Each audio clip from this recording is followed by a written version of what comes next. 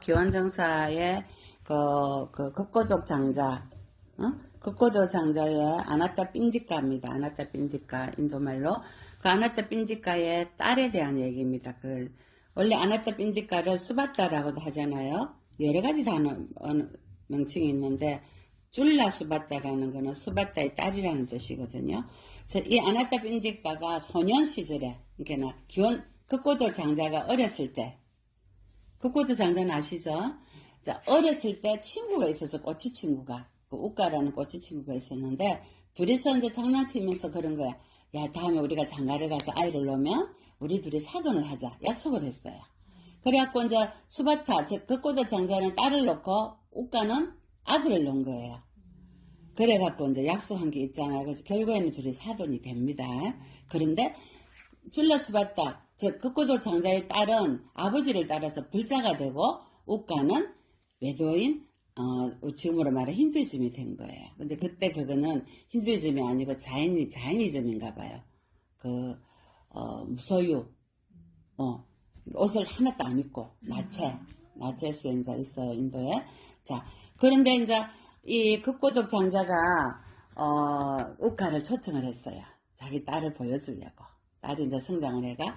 이제 미래인의 시아버지가 왔다니까, 줄라 수바타, 급고독 장자의 딸이 얼마나 시아버지를 지극정성으로 봉피를 하신 거야. 일주일 동안 머무는 동안에. 인도는 먼지가 마르니까 아침에는 손을 씻을 물을 대고 저녁에는 목욕 씻을 물을 대고 늘 마신 물을 갖다 주고. 그래서 이 미래 며느리가 될 줄라 수바타를 보고 시아버지가 반합니다. 저 며느리를 내 며느리로 삼아야 되겠다. 그래가 하루 저녁에는 이제 급고독 장자하고 우리가 어렸을 때 약속했듯이 우리가 둘이를 결혼을 시키자. 자, 이리 됐어요. 근데 이 아나타 핀디카, 즉 급고독 장자는 굉장히 부자였어요. 굉장히 부자였어요. 그래가지고 어마어마한 지참금을 가지고 시집을 보냅니다. 딸을 보낼 때 인도에는 아주 부잣집이 특히 시집을 갈 때 부모님이 이제 조언을 해줄 수 있는, 우리로 말하면 멘토를 7명을 딸려 보냅니다. 가서 우리 딸이 억울한 일이 당할 때 지혜를 나눠주라고. 얼마나 부자면 그죠?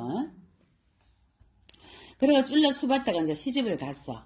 시집을 갔는데 중요한 거는 이 우까가 이제 시아버지가 뭘 믿는다 했어요? 자이니즘이잖아요. 그러니까 자기가 믿는 종교의 수행자들을 초청을 하는데 전부 깨를 벗고 오는 거야. 나체 수행자니까. 그러니까 이제 수행자들의 많은 수행자를 초청을 했는데 전부 깨를 벗고 이제 남사스럽게 이제 안 오니까 젊은 세대기가 자, 내가 모시는 수행자들이니까 와서 인사를 해라 하니까 안 나가는 거예요. 줄라 수바타가. 그 시아버지가 화가 났어. 이제 벌써부터 시아버지 말을 안 듣었잖아요. 너가 이제 지금까지 몇 번을 내가 말했는데 또 안 나오면 너를 내쫓겠다 이래요. 그래가지고 이제 집에 가라 그래. 근데 줄라 수바타가 얼마나 똑똑하냐면요. 굉장히 진짜 똑똑해요. 신심이 굉장히 깊어요. 그래가지고 이제 조견인 멘토들을 모시고 왔잖아요. 자, 얘기를 해요. 그러니까 멘토들이 들어보니까 이거는 시아버지가 잘못했다 이렇게 얘기를 해요. 그래가지고 나는 나가지 않겠다. 만약에 나를 내쫓으려면 내가 갖고 온 지참금, 자, 인도는 뭐예요? 다우리 제도가 있어요. 지참금을 갖고 가야 돼요. 여자가. 근데 이 부집이 부자니까 검은 보화를 어마어마하게 싣고 갔단 말이야. 몇십 대 술에다가 그걸 다 내놔야 돼요. 며느리 내쫓을 때. 그러니까 조건이 이거예요. 내가 나갈 때 나의 지참금을 다 도로 주고, 그리고 내가 이 집에서 살았었던 그것도 내주고, 뭐 다 이래요. 내주고 지참금을 내주면 이 집이 거지가 되는 거야, 우까 집이. 그래서 울며 겨자 먹기로 며느리를 못 쫓아내요. 법정에서 승리를 했기 때문에.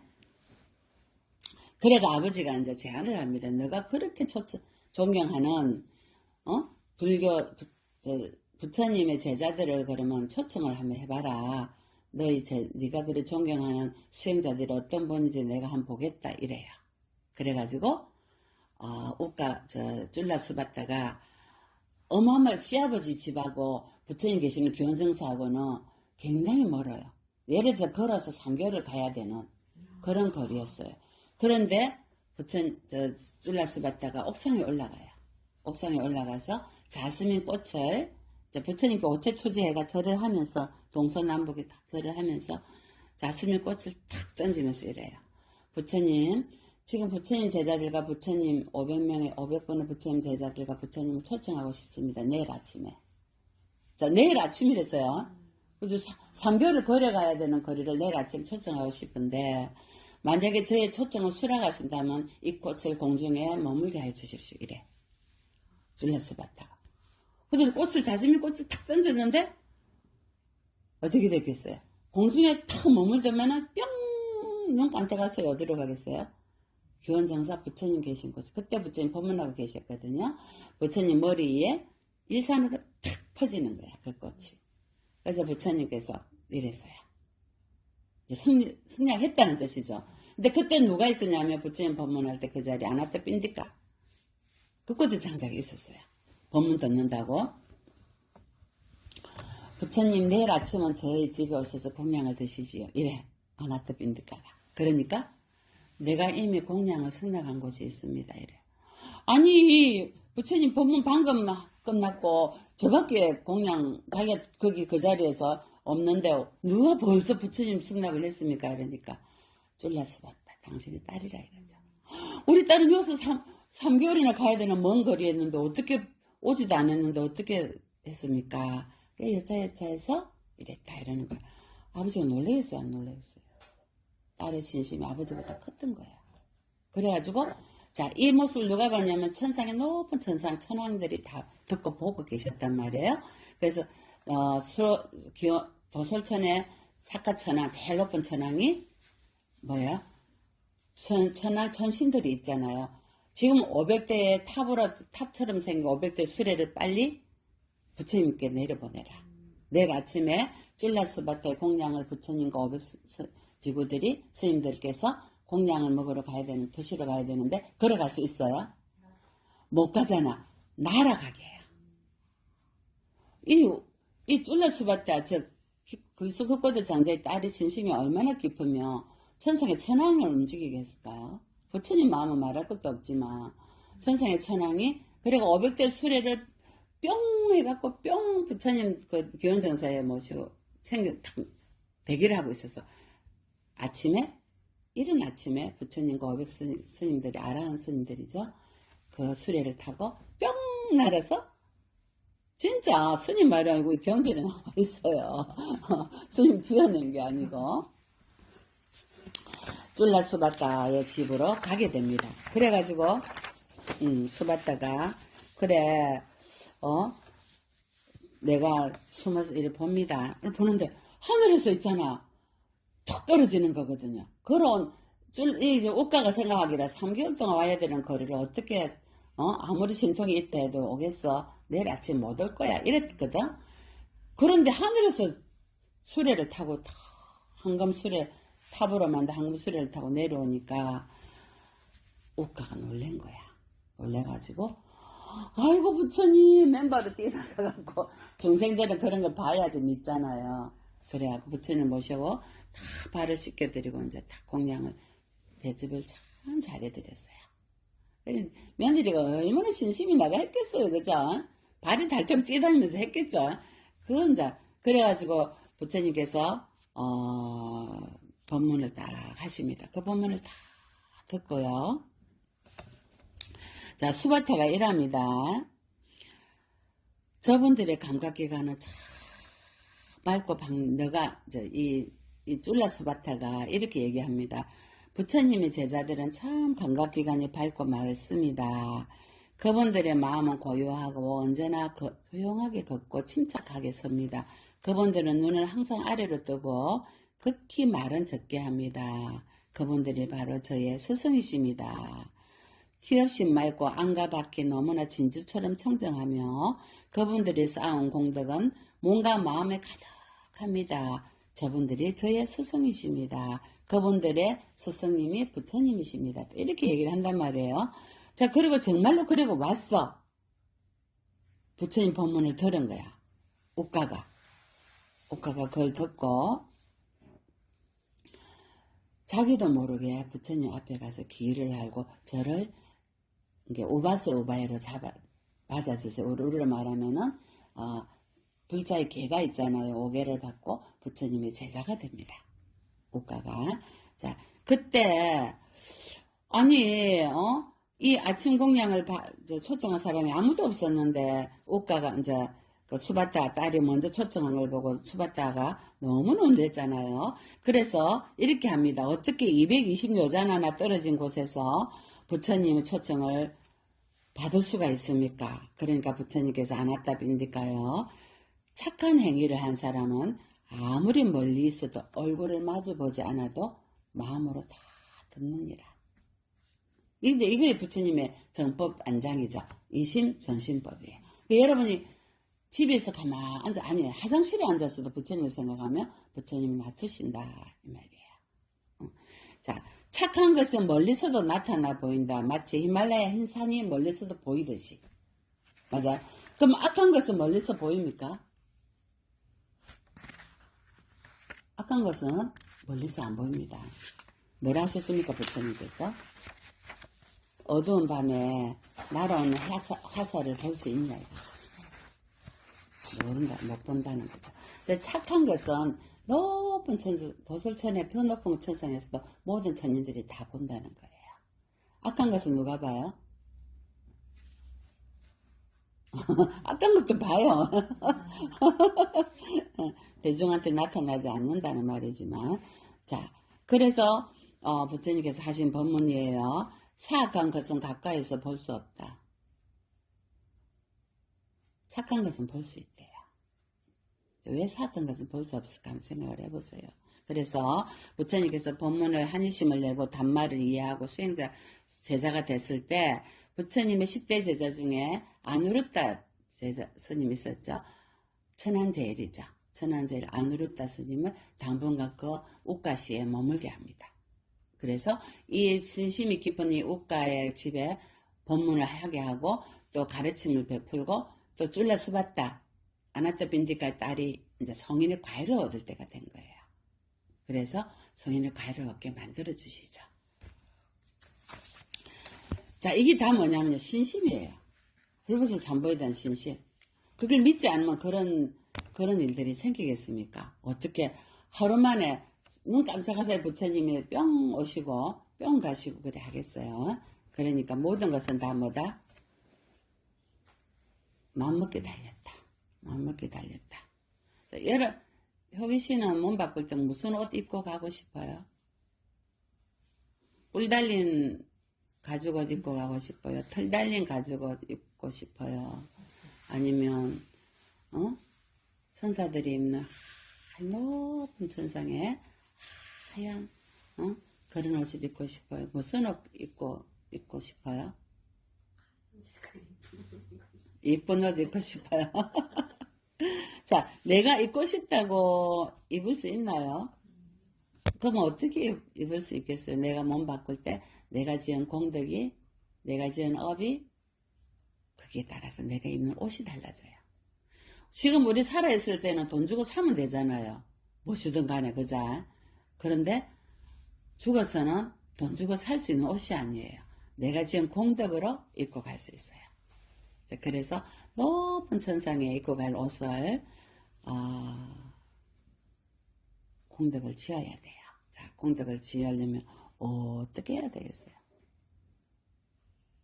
짜증나면 짜증내고 저분 내 어머니가 바뀌셨댔잖아요. 내 업이 녹은 거예요. 네, 원장님 세미씨 네 얘기하고 호기씨 어쩌고 저쩌고 이제 안 듣는 것 같아도 들어요. 우리가 귀에 못이 박히잖아. 그러다 보니까 내가 정말. 그리고 또 자기 금강경 강의 들었죠. 적피 실명 들었잖아요. 일체가 돼 이름이야. 또 옥무소주 들었잖아요. 내가 어디에다 착을 두냐는 거야. 그러면 내가 갈 곳은 정해져 있어요. 내가 어디에다 집착을 하고 있는지. 자, 그러면 사막도로 갈 건지 선처로 갈 건지 높은 천상에 오늘 초청한 이 많은 조사님들께서 높은 천상에 가실 건지 어디에다 달려있는 줄 아세요? 우리의 호흡지간에 다 달려있어요. 우리 인간은 호흡을 쉬잖아요. 그러면 스님 돌아가서 인간이 뭐 호흡을 안 쉬나요? 육체가 없어서 호흡해요. 왜냐하면 살았을 때 호흡했던 기억이 있어요. 그래서 그분들께서도 들이쉬고 내쉬고, 육체는 없는데 들이쉬고 내쉬고 앉아서 정진하세요. 호흡지간에 뭐가 달렸어요? 사막도가 달려있고 선처가 달려있어요. 그 말이 무슨 말이에요?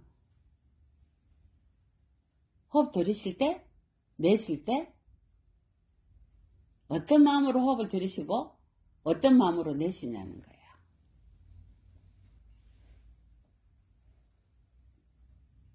어떤 마음으로 호흡 들이쉬어야 되겠어요, 미숙씨?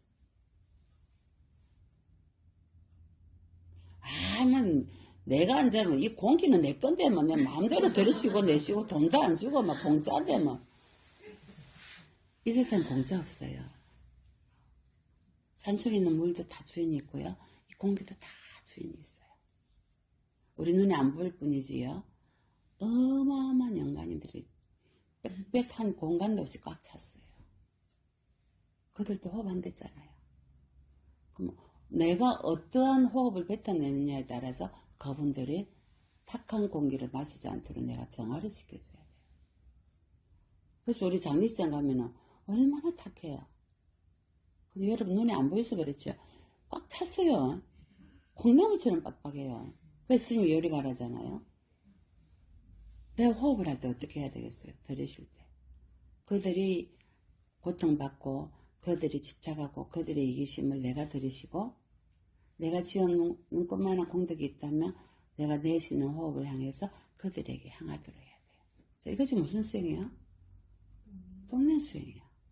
자타가 표한. 내의 자비심을 그들에게 나눠주고 그들의 이기심을 내가 들이쉬고 내가 그걸 호흡을 해서 다시 정화시켜서 나의 자비심으로 내뿜는 거예요. 이렇게 호흡을 해줘야 돼요. 자, 그럼 내가 3억도에 갈 업을 지었다 하더라도 그 공덕으로 인해서 나는 무성법인을 얻을 수 있다든지 높은 천상에 갈 수 있어요. 또 호흡도 내 것이 아니다. 우리는 호흡을 할 때 이렇게 호흡을 하고 내뿜을 때 이렇게 내뿜어 줘야 돼요. 그래야 그들의 호흡이 정화가 돼요. 오케이?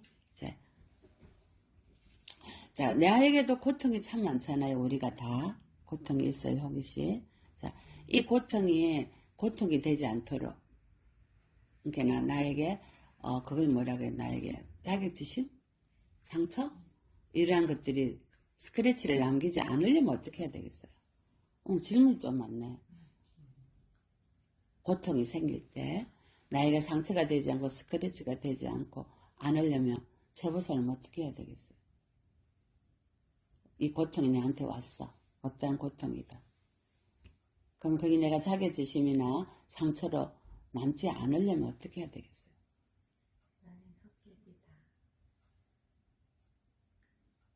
재보살. 고통의 실체가 있나요? 없죠?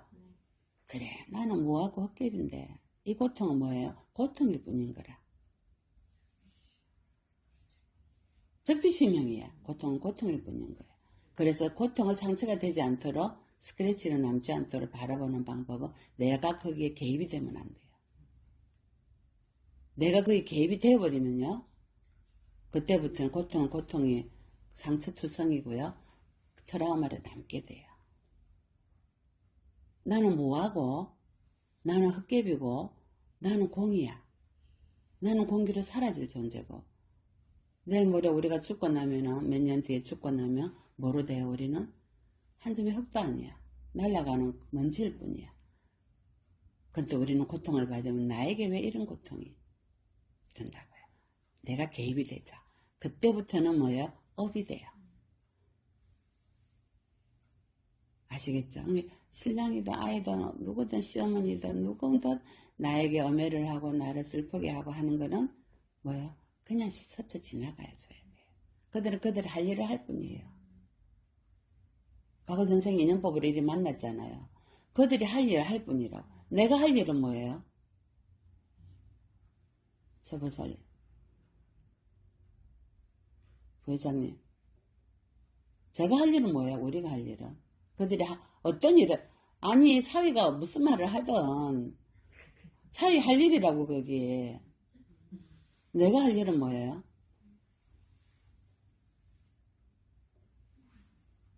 어? 중얼중얼 하지 말고 얘기를 해봐. 미정씨, 과장님. 아니, 그 소장님이 뭐라 하고, 어쩌고 저쩌고 하면 자기 할 일은 뭐예요?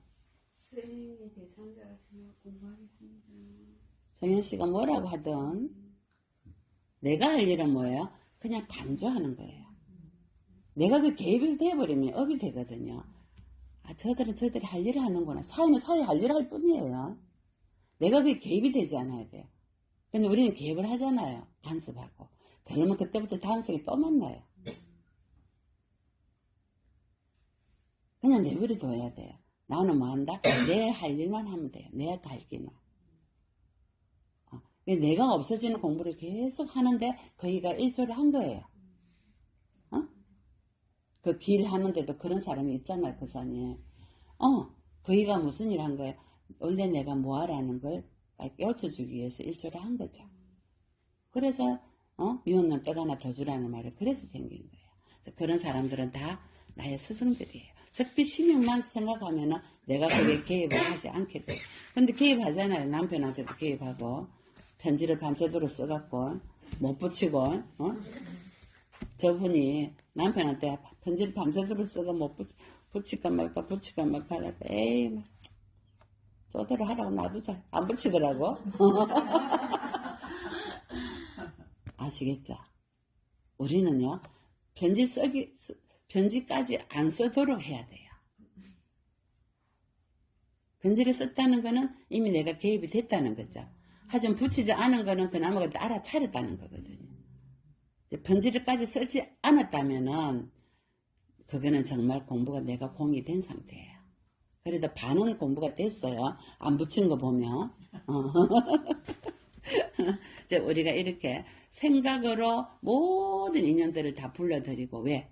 내가 50조 세포가 모든 생각으로 내가 다 만들어 불러들여서 염색체를 병들게 하기도 하고 성화되기도 하고 해요. 그건 내 마음먹기에 달렸어요. 이런 미립자를 불러들이는 내 마음이 긍정지고 감사하고 고맙고 무화가 된다면 헛개비라 아까 그랬잖아. 헛개비가 된다면 어디에도 내가 매이지 않아요. 시어머니에게도 남편에게도 자식에게도 사이에게도 그들이 할 일을 할 뿐이야.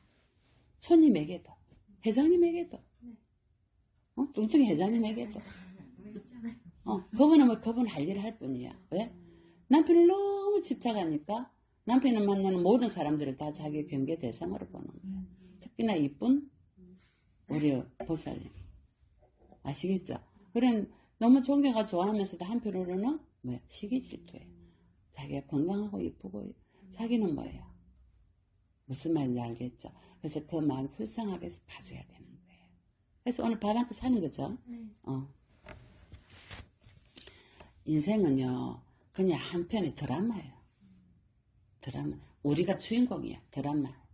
근데 역할이 주인공인데 어떨 때는 사람들이 그러잖아. 무슨 드라마 하면은 들어오세요. 무슨 드라마 하면은 주인공 말고 뭐야 조연 이러잖아. 우리는 조연 인생입니다. 자기는 이러거든.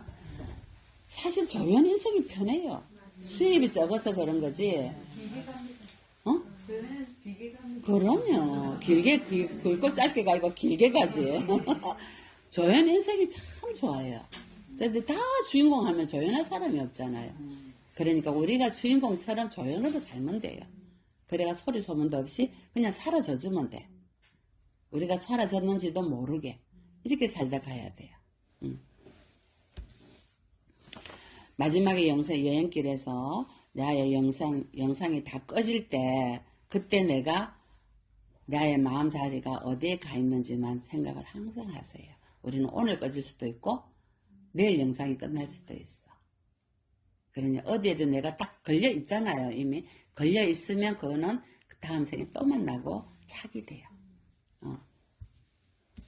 자, 그래서 이 보리행론에 이런 말씀을 하셨어요.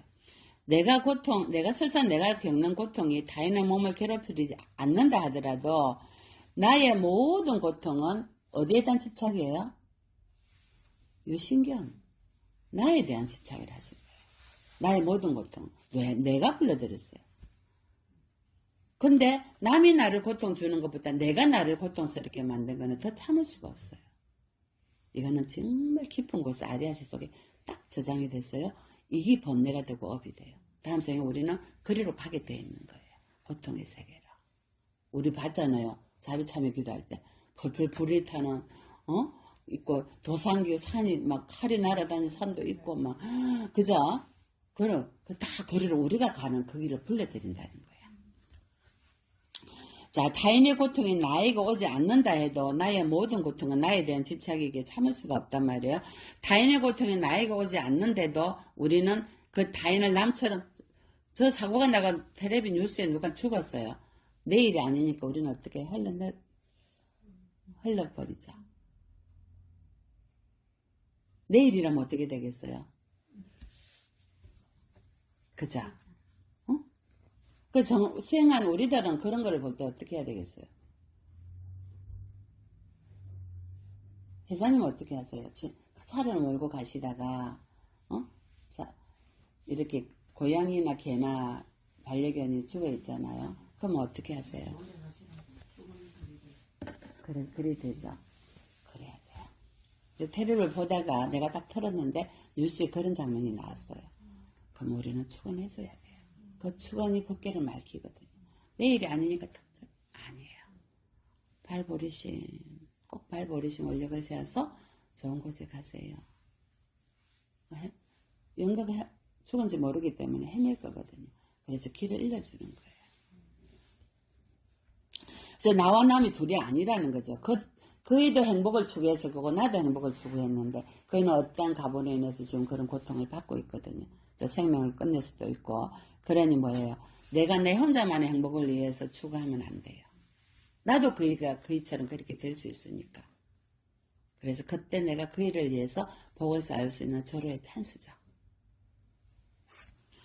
만일 한 중생이 고통스러워하는데도 나에게 해를 끼치지 않기에 그를 보살피지 않는다며 미래에 내가 받을 고통도 또한 지금 나를 괴롭히지 않을 것인데 어찌 이를 지키려 하는가. 지금 봐요. 그이가 고통을 받는 걸 보면서 지금 내 일이 아니라고 우리는 방관하잖아요. 근데 미래에 내가 그러한 고통을 똑같이 받을 거야. 지금 그 일을 도와줘야 되겠어? 안 도와줘야 되겠어요? 도와줘야 되겠죠. 그래서 도와주는 거예요. 그들의 고통을. 우리가 법계를 청량하게 슬로건이 회장님 그거예요. 눈에 보이지 않는 그 고통받는 독립투사들을 고통해서 제도해 주는 게 우리 보살님들의 일이에요. 우리 불자님들의. 왜? 그러한 마음 자타가 둘이 아니고 나의 이기심을 그들의 이기심을 나의 이기심으로 받고 나의 공덕을 그들에게 해양해 주는 거예요. 그것이 법계를 청량하게의 슬로건이에요. 네, 자타가 둘이 아니기 때문에. 우리가 나중에 그 자리에 있을 수 있잖아요. 미리 알고. 그래서 어떠한 고통이라도 그 고통을 자신이 막아야 해요.